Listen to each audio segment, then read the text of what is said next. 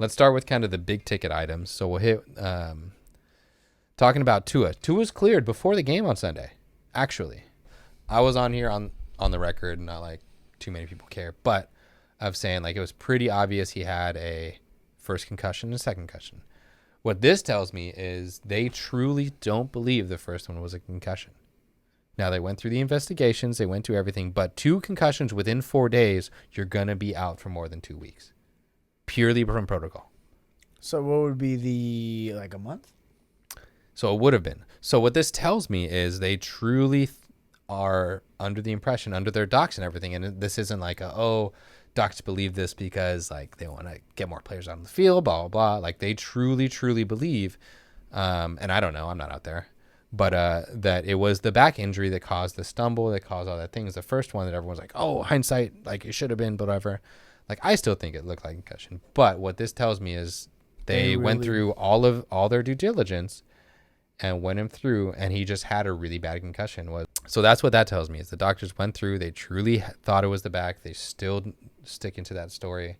They really think it is. And you know what? I'm not that out there. I can't say any different. All we can do is what we saw. But this tells me he was cleared to go before the game. I think he's probably going to start this week. Skylar Thompson, their other one, we don't have his picture up, but Skylar Thompson hurt his finger and then like didn't come back in, which is weird. You hear like the tip of his finger. And then actually Teddy Bridgewater, we can go to him next actually. Teddy Bridgewater came back in. He was also cleared to go before the game. So the weird thing with him was he actually wasn't a concussion ruled out. He got taken out because of concussion and then ruled out because of these new protocols for what the spotter upstairs saw. So if the spot, I don't have exactly the rules, but if the spotter sees what is it?